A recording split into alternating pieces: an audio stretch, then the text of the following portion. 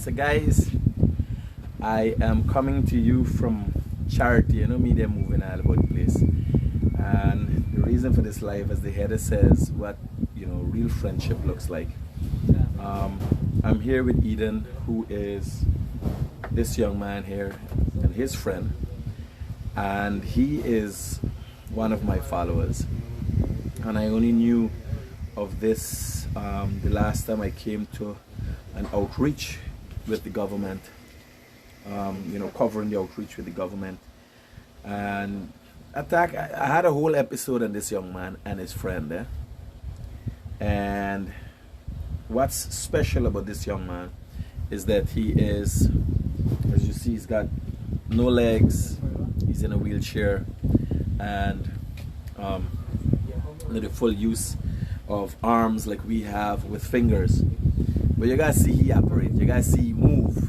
That alone, gives you an idea of so much more that we can do as individuals that we haven't been doing.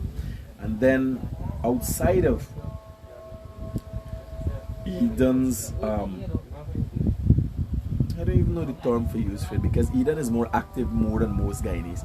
So I can label he attack to he about, like, I come just so I call he. And he there on the phone, talking to me on the phone. You understand? This is his body. I go to the same school together, right? Yeah. So whatever help he needs, this young man, make sure he gets it. Move around. And Eden lives right here. But you get a sense of looking at Eden, how he moving, and you would expect how he moves. And you would expect that somebody like Eden would be dissatisfied with the world and angry with people. But you come and you meet Eden, and then you catch yourself, he got an amazing friendship. The two of them got a friendship. While we got everything and we fighting, you understand? We got everything and we fighting. Eden, is nurturing and got a good relationship and a good rapport with his friend. They're very young guys. How old are you then? 17. Are you? 15, right? So 17-year-old and 15-year-old got an amazing friendship. But more to that, when I first met Eden, and I think I tell you all this story already, because when I turn around, I said, man, oh God, I gotta help this kid with this wheelchair. And next thing the wheelchair run forward, coming to me, so I said, like, this man gonna knock me down, right? So then he said, man, you want a picture? I said, he had a little land bank, and I was like, alright, now I'm gonna help him. Quick, do your thing, get in the handbag, take out the phone, and get it set in, and was ready for a photograph. After that, he had an envelope. So he said, man, I want to meet the vice president. I said, you don't got to worry, the vice president already gone, and you want to give the vice president an envelope. Not coming with a problem, but having an envelope ready to deliver whatever is it. I don't know what was in the envelope, what was the message that he was trying to get to the vice president. Yesterday, I was covering again the outreach where the vice president come now. When I say vice president, people get mixed up. Jagdio come now, and he tell him he's delivering on the promise that they made before, the government made before. And something went wrong. I didn't know what was in the envelope. But what was in the envelope was a need for some sort of assistance, whatever happened, he didn't get it. And from all indications, I could tell you, to some extent, Jackie went berserk. You understand? It wasn't nice. And I've learned that, he got tried. I'm more interested in Eden and his thing and his friends. So let me hear a little bit from you, buddy.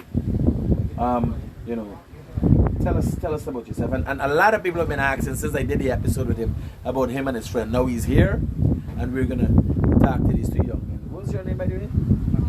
Mahindra. So tell me about this friendship, how it started. Well, since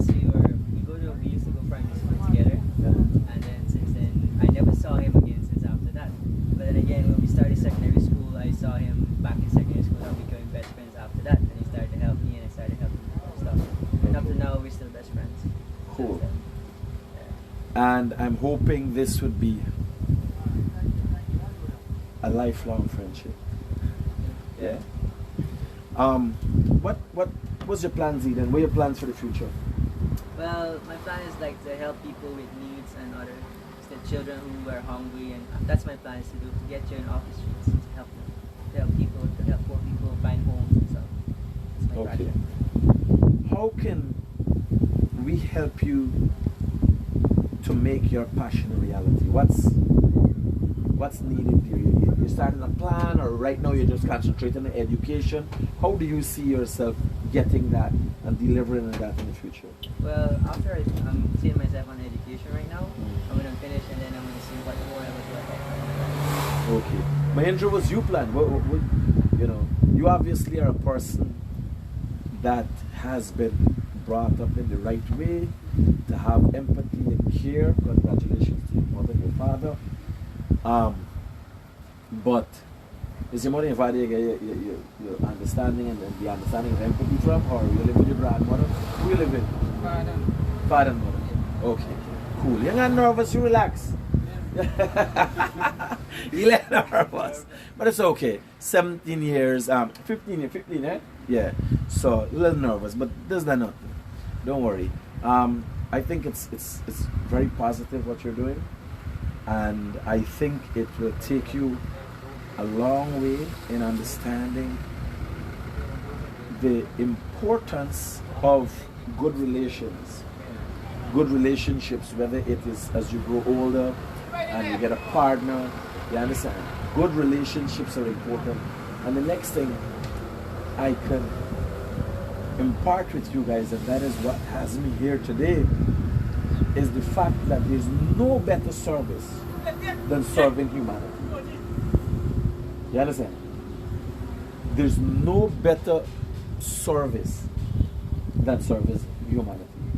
They ain't got nothing more fulfilling. They got a lot of things you could do if you become an engineer, you become a doctor, a lawyer. But if you integrate what you do in the service of humanity, then giving back to human beings. Because you're an engineer. If you're an engineer who's building the seawalls, you helping, you saving lives. The answer, you help people. If you do that, if you're a doctor, you saving lives, you know? So there's nothing better than serving humanity, and I think that's something you guys can learn. I know, Eden, I know you had some problems with the last outreach. Things didn't come through as planned. Tell me what happened yesterday. I know they had some confusion. Tell me what happened yesterday. Well, yesterday I went up to Jack Deal, and I told him that I haven't got through with the public assistance as yet. So when he heard that, he was kind of in a rage. And then he said, well, immediately I must get something. So today I got whatever I had to get, and I'm so happy for it. Cool. So you hear yourself, eh? And I heard about it. I wasn't there because I didn't come out. It might have happened live, and it so happens that Eden was supposed to get something delivered to him, and as a result of the lackadaisicalness of people in the system, that the vice president saw and called out right away there in front of everybody, and it was dealt with immediately. You understand? This was literally dealt with immediately. So outside of that, I just wanted to share Eden's story with you guys, and I'm hoping this is would be positive motivation to you in your relationships and your friendships and where you're going, and also seeing that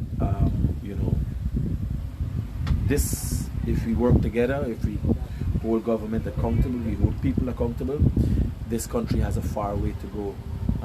So guys, thank you again, and Eden, you guys, thank you for this opportunity for us to see the world, to learn how positive friendships can work and grow, and I'm hoping in the future you guys can see and achieve everything that you ever dream of achieving.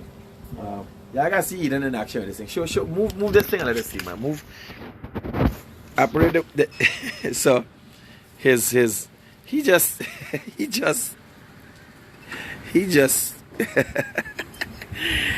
you know, he just moves about. And the first time I said, "Ma, watch, I gotta help this kid, right?" And then I said, like, "I gonna get knocked down here." Right? This guy knows about road safety and these kind of things before he knocked down critic. So, hey, you guys, I'm gonna leave now. I just wanted to share that positive message with you and show that, you know, Eden got was deserving to him. You guys take care. Peace out.